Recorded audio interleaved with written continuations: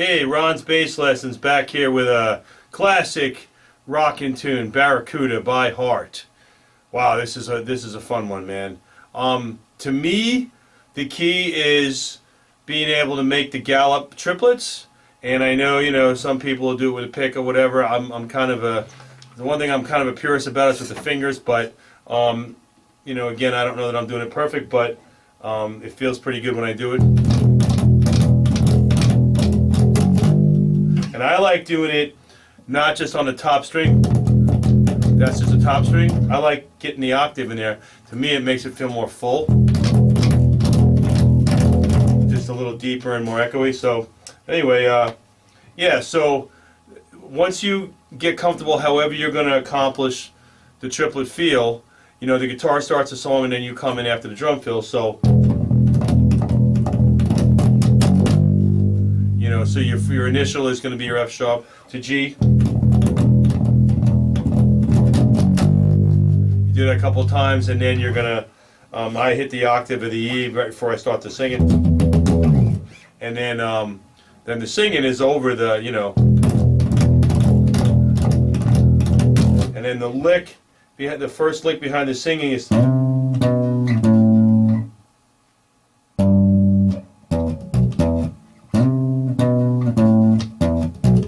okay, so you're starting on the octave here of the C, and then you're going to B and A, all on that D string. And you're hitting E, B, E. So that's the first half of that, lick during the vocals. And the second lick is, so you're going B, D, E, D, C, B, A, and then the E, B, E. So slow.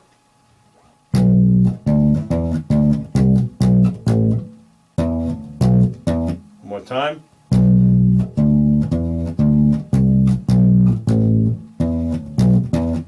Alright, and then after you do that whole thing, then it does the slide up to the D on the 12th fret, and then it does various little things to play around in the chord. So, but basically it's all playing around with, and it's ending up on this A. That's what the actual turnaround is there. On the A chord. So, but you're basically playing for the most part on the 12th and 14th frets, ending up on the A after you hit the D. So I know there's one of them where it's like, so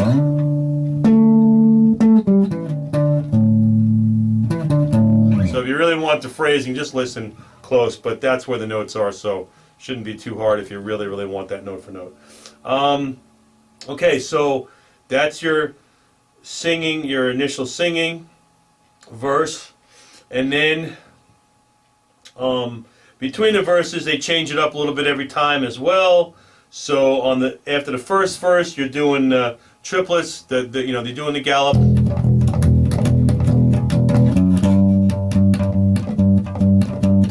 so here you're coming up to the G here instead of at the beginning of the song you were doing it here. Doing it here.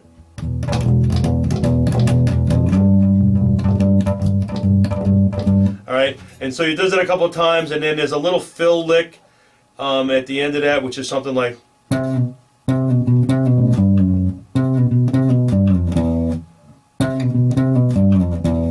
okay, so I'm working with the octave here of the C to the B, and hitting the G, and then back into, okay. So other than that form of the verse, then the next time it changes is when it goes the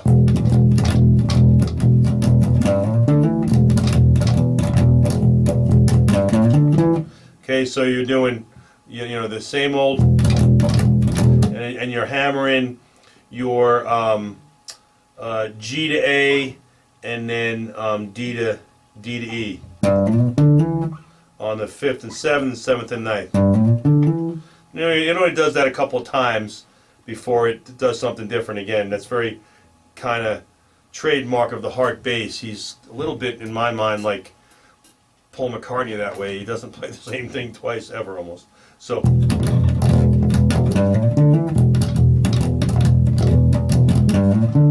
okay, and then you get a similar lick but different than what you were playing before on this verse and into the solo. So it's sorry.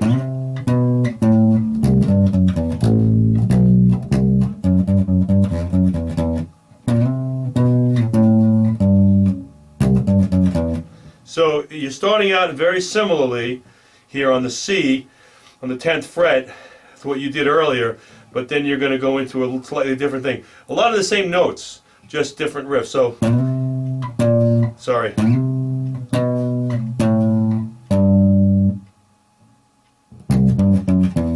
So, 10, 9, 7, 10, and then you're going here to 8 and 10, 9, 7.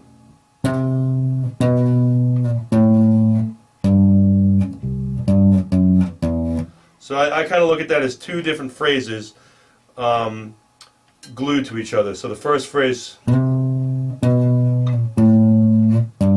that's the first phrase, and then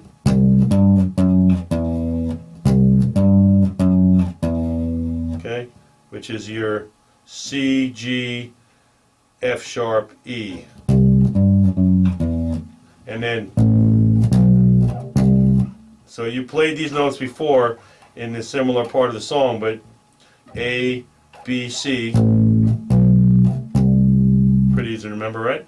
And then, and there's some kind of a little lick to get you back in, and I do.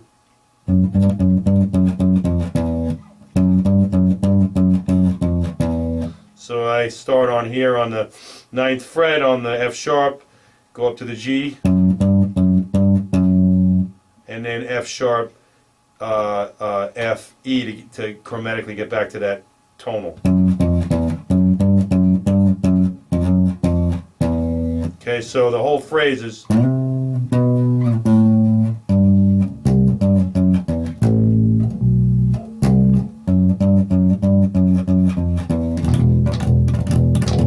Okay, it does that like 3 times. And then they come in with the other part of the verse. Now before, you played the second half of the verse up here, but they do it, he comes down and does it on the octave, I think this last time, which is, you played that phrase here earlier, but here you're going to go C, B, A on the 8th, 7th, and 5th fret. And again the E, B, E. And then you're doing the rest of the lick that you did earlier the same way. All right, and then same business, you know. Okay, so then once you've got all that, and you're past the singing, now you're just into the solo and the end. So you're just going to vamp on the E there for a few bars until the actual solo comes in. You just, you know, and then when the solo does come in, it's a, and you can play around with this for sure, but there's basically 2 main phrases I use, and I kind of pattern it like 2 times through the one phrase, and then 1 time through the other phrase back to the first phrase, and then there's a whole different phrase for the very last rung, which I'll show you. So the first phrase is just, I think it does it like 8 times.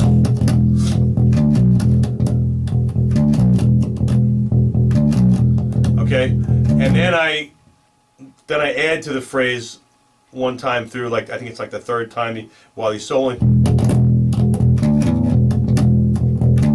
So the first half I'm just going open E, hitting D, back to the B, and then the other phrase I'm doing D, E, D, B, alternating.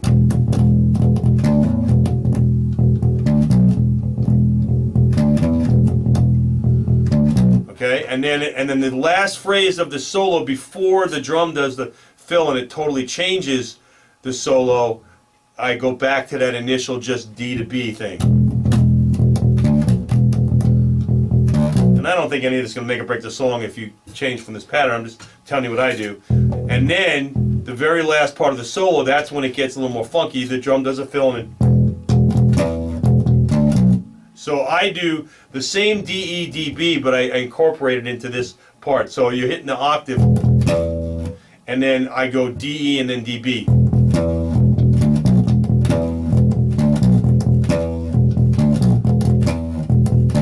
right, and that carries the end of the solo, and then you just, the very end of the song,